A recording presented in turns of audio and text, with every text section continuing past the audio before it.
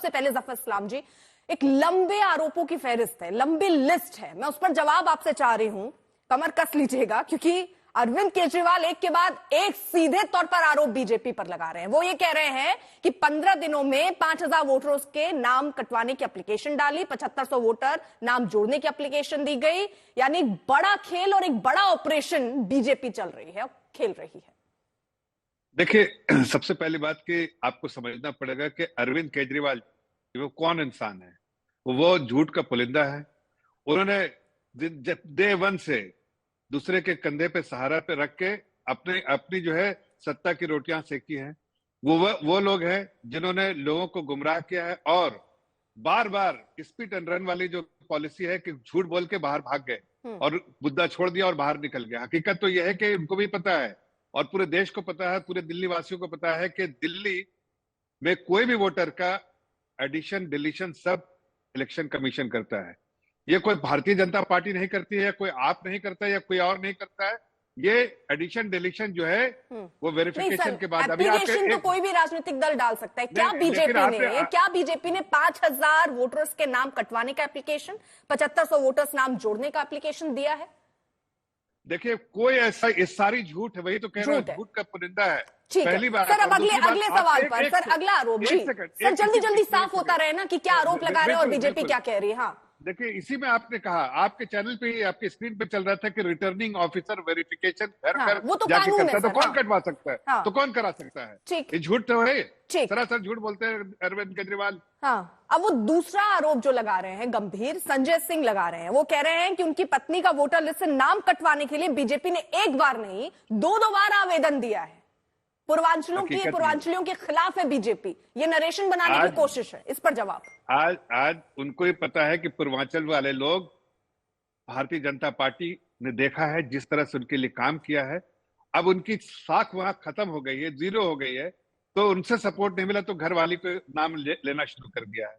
हकीकत है ये सारे झूठ भारतीय जनता पार्टी को बदनाम करने की कोशिश है।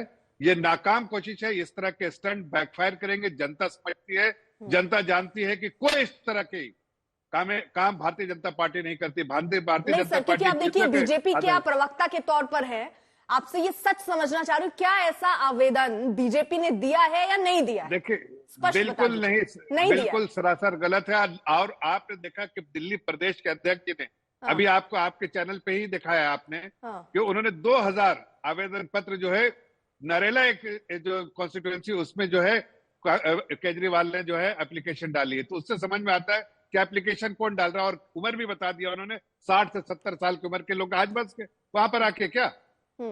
इसी से समझ में आता है कि झूठ का पुलिंदा कौन है। और सवाल कीजिए।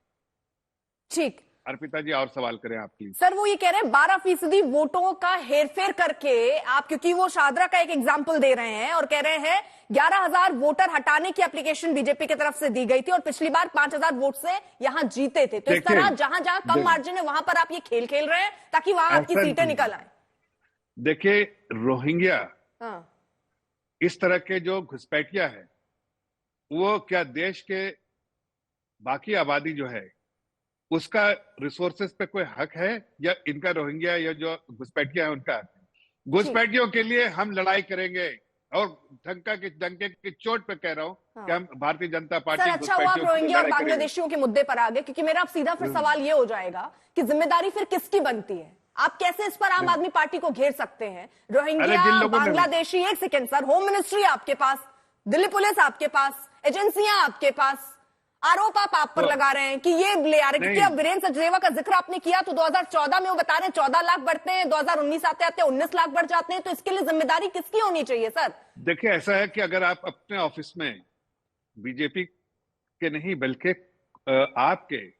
आपसे यह सवाल करना चाहिए कि आपके जितने एमएलएज हैं, कई एमएलएज ने अपने दफ्तर में मशीनें रखी हैं जिसमें से आधार कार्ड प्रोड्यूस करते हैं। अगर आधार कार्ड वही देने लगे तो आप समझिए क्या कितना गंभीर आरोप है। मान लीजिए आप अगर दफ्तर का अगर आज तक ये करेगा तो क्या ये स्वतंत्रता आज तक को दे दी जाएगी क्या, या पुलिस आएगी चेक करने के लिए? अगर आपको ये पता है तो आम आदमी पार्टी पर इसको लेकर कार्रवाई क्यों नहीं? जब 75 कार्रवाइयां हो सकती हैं, उनके नेता जेल जा सकते हैं, तो इस मुद्दे पर क्यों नहीं सर? इस पे क्यों बीजेपी सॉफ्ट है फिर? बिल्कुल सॉफ्ट नहीं है। मैं तो डंके के चोट पे कह रहा हूं सॉफ्ट नहीं है। इस तरह के काले करतूत करने वालों के खिलाफ कड़ी से कड़ी कार्रवाई करेंगे, सॉफ्ट क्यों रहेंगे? 100% कार्रवाई हो रही है। अगर आप देखिए जो लोग, ये तो बड़ा आरोप बहुत समय से आप रोहिंग्या और बांग्लादेशियों को लगा रहे हैं ना, अब कार्रवाई कब करेंगे आप? इन्वेस्टिगेशन भी चल रही है अर्पिता जी, इन्वेस्टिगेशन भी चल रही है। और एक बात और कहना चाहते हैं, केजरीवाल जी दिल्ली की जनता को अब धोखा नहीं दे सकते। जितने सारे इन्होंने वायदे किए थे वो सारे वायदे खोखले नहीं निकले। सर, कहीं ऐसा तो नहीं है ये रोहिंग्या और बांग्लादेशी का जो मुद्दा बीजेपी ने उठा दिया और बड़ा मुद्दा इसको बना रहे हैं, ये बैकफायर तो नहीं कर जाएगा बीजेपी को? क्योंकि जिम्मेदारी तो सर देखिए आपकी बनती है ना, आप कह रहे कार्रवाई होगी। बिल्कुल नहीं बनेगा। अगर आप अपने दफ्तर में रख के और गलत काम कर रहे हैं, आपने मशीन रख दी है इसको प्रोड्यूस करने के लिए, आधार सर्टिफिकेट प्रोड्यूस करने के लिए, लेकिन तो अचंभे वाली बात ये है, अचंभे वाली बात यह है कि जिसकी सरकार हो और उसको पता है कि यहाँ गलत काम हो रहा है, उसके बाद भी वो अगर हाथ में हाथ धर के बैठे रहे, इसलिए सरकार से सवाल उठेगा सर कि आप कार्रवाई अभी तक क्यों नहीं हो पाई? अर्पिता जी, कोई विंडिक्टिव अप्रोच नहीं होता सरकार का। सरकार का इन्वेस्टिगेशन के बाद ही अप्रोच होता है दंडित करने का। एक और सवाल, क्योंकि जल्दी जल्दी आप पे बहुत आरोप थे, इसलिए मैं जल्दी जल्दी आपसे समझना चाह रही हूँ। सवाल किया जाए प्लीज। अगला सवाल सर, प्रवेश वर्मा 1000 रुपए, अगर यही कुछ सर टीएमसी के नेता या एनसीपी के नेता या और किसी दल का नेता ऐसा कर रहा होता तो क्या ईडी और सीबीआई उसके घर छापेमारी या उसके दफ्तर छापेमारी करने नहीं पहुंच जाती? प्रवेश वर्मा के यहाँ क्या कार्रवाई? या सिर्फ ये उन्होंने कह दिया कि उस संस्था की तरफ से दिया जा रहा है तो उसको मान लिया जाएगा, वो भी खास तौर पर टाइमिंग देखिए, चुनाव सर पर है सर। देखिए, हकीकत यह है कि इस संजीवनी का जो उन्होंने अनाउंसमेंट किया है केजरीवाल जी ने, क्या उन्होंने जो वायदे किए थे कि हम बिजली, पानी और ये सारी चीजें मुहैया कराएंगे, क्या अगर करा लिया होता तो क्या संजीवनी का जो अभी ढकोसला जो कर रहे हैं वो करनी पड़ती है उनको? हकीकत है कि इन्होंने, ठीक सर, उनकी बात नहीं, प्रवेश वर्मा की बात की सर, मैं 2100 नहीं 1000 रुपए की बात कर रही हूँ सर। अरे वो तो मैं कह रहा हूँ, आपने तो खुद ही कह दिया, उसका जवाब दे दिया। भाई अगर कोई संस्था कर रही तो उसके लिए प्रवेश वर्मा किस लिए जिम्मेदार होंगे भाई?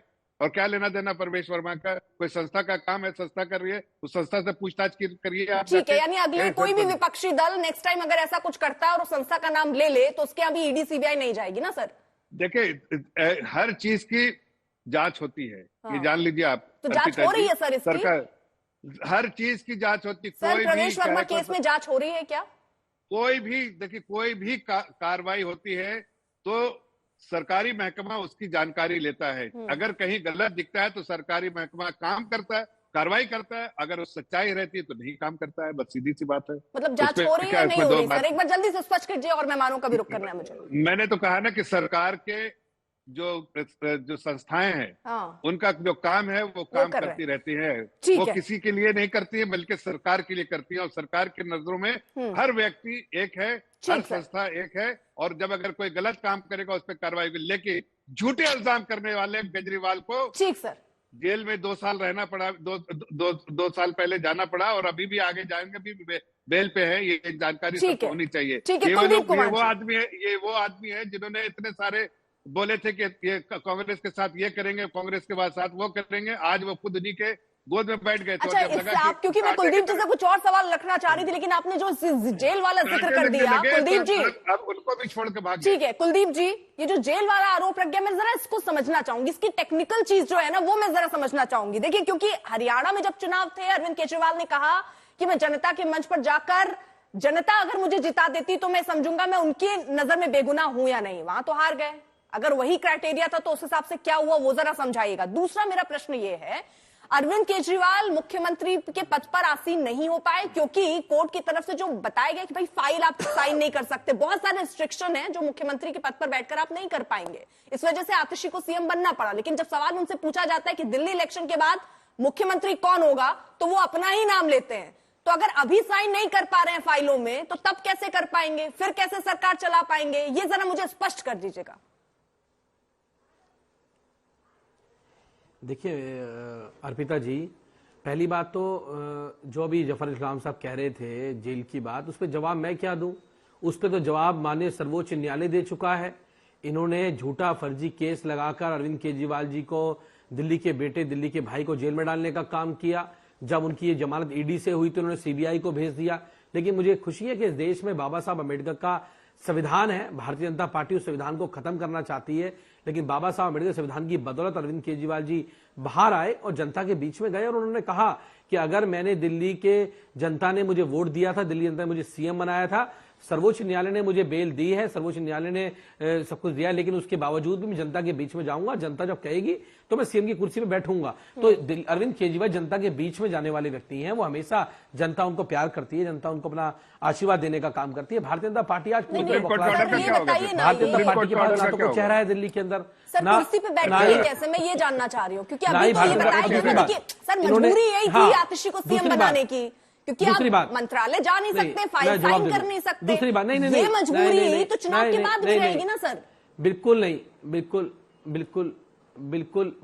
बिल्कुल नहीं। ऐसी कोई भी कंडीशन नहीं थी कि वो मुख्यमंत्री पद पे नहीं बैठ सकते हैं। भारतीय जनता पार्टी ने खूब पीआईएल हाईकोर्ट के अंदर डलवाई अपने लोगों से, और हाईकोर्ट ने क्लियर कट कह दिया कि ये दिल्ली विधानसभा में उनके पास बहुमत है। बाबा साहब अम्बेडकर का संविधान कहता है कि उनके पास बहुमत है और वो मुख्यमंत्री बन सकते हैं। और उन्होंने अपनी मर्जी से गलत बयानबाजी ना कीजिए ना सर, ये तो है ही, सच्चे को आप कैसे छुटका सकते हैं, वो भी कोर्ट के मामले में। नहीं, मैं अगर नहीं अर्पिता जी, अगर कोर्ट में उन्हें मुख्यमंत्री बनने में बाधा डाली हो तो बाधा या कोई ऑर्डर नहीं अर्पिता जी, वो सारी चीजें दोबारा जाते हो जाते, लेकिन उसमें मुख्यमंत्री बनने में उनकी कोई आपत्ति नहीं थी। मैं फिर बता दूंगा आपको, कोई ऐसा ऑर्डर मुख्यमंत्री बन के अपने घर पे थोड़ी बैठे रहेंगे, मुख्यमंत्री बन सकते थे। अरे मुख्यमंत्री बन के घर पे थोड़ी बैठे रहेंगे ना सर, दफ्तर जाना पड़ेगा ना, दफ्तर जा नहीं सकते, फाइल साइन कर नहीं सकते, तो मुख्यमंत्री क्या प्रतीकात्मक तौर पे मुख्यमंत्री बनेंगे क्या? अर्पिता जी, भारतीय जनता पार्टी पूरी तरह बौखला चुकी है। अरे मैं भारतीय जनता पार्टी की बात ही नहीं कर रही सर, में कोई बाधा नहीं थी। उन्होंने अपनी मर्जी से, छोड़िए ना सर, मैं नहीं बात कर रही, मर्जी से मैं नहीं कर रही, मैं बीजेपी की बात ही नहीं कर रही सर, मैं कोर्ट की बात कर रही हूँ। और मैं इसलिए ये टेक्निकल चीज है जो दिल्ली की जनता देख रही है, वो क्योंकि हम लोग दिल्ली इलेक्शन सर कवर करने जा रहे हैं, सवाल पूछती है, मैं उनके बिहाफ पे आपसे जानना चाह रही हूँ क्या होगा फिर। नहीं, मैं दिल्ली की जनता को बताना चाहता हूं कि आपके बेटे, आपके भाई के मुख्यमंत्री बनने में कोई बाधा नहीं थी, और अरविंद केजरीवाल जी 2025 में फिर दोबारा दिल्ली की मुख्यमंत्री कुर्सी बैठेंगे। और भारतीय जनता पार्टी की कुर्सी कौन चेहरा है, भारतीय जनता पार्टी स्पष्ट करेगी, टेक्निकल बात को भी आप चुनावी रंग दे रहे हैं, चुनावी ढंग से आप इसका जवाब दे रहे हैं सर, वो उसको आके बताएं। नहीं टेक्निक सर, कोर्ट ने तो ये कहा है ना, उसको डिनाई नहीं कर सकते, लेकिन ठीक है आप उस पर जवाब नहीं दे। नहीं सर, आप दफ्तर कैसे जाएंगे अरविंद केजरीवाल, दफ्तर जाने में तो मनाही है ना सर। अर्पिता जी मैंने फिर कहा, देखिए भारतीय जनता पार्टी ने पूरी कोशिश करी अरविंद केजरीवाल जेल में रखने की, वो 6 महीने तक जेल में नहीं रख पाए उन लोगों को, उन्होंने सब कुछ लगाया, ईडी लगाई, सीबीआई लगाई। मैं इनसे जफर इस्लाम साहब बताए ना कि क्या मिला जांच में ईडी और सीबीआई को, ये बताएं मुझे जफर इस्लाम साहब, ना तो ये प्रस्तुत कर पाए। कुलदीप जी जो आप कह रहे हैं, चलिए वो जनता भी समझ रही है, आज ये समय आ गया है ना कि जनता भी सब जानती है सर। दूसरी बात, जो आप ये बात कह रहे हैं वो भी वो समझ रही होगी, ठीक है। मैं अब अगले प्रश्न की तरफ चल जाती हूँ, क्योंकि ये समझ गई सर, इसका जवाब देना थोड़ा मुश्किल होगा। ठीक है सर, कोई बात बड़े नेता, एक मिनट अर्पिता जी, कांग्रेस के बड़े नेता ने कहा है, चाहे वो खालिस्तानी का मामला हो, चाहे रोहिंग्या का मामला हो, माकन जी ने कहा है कि वो तो एंटी नेशनल है।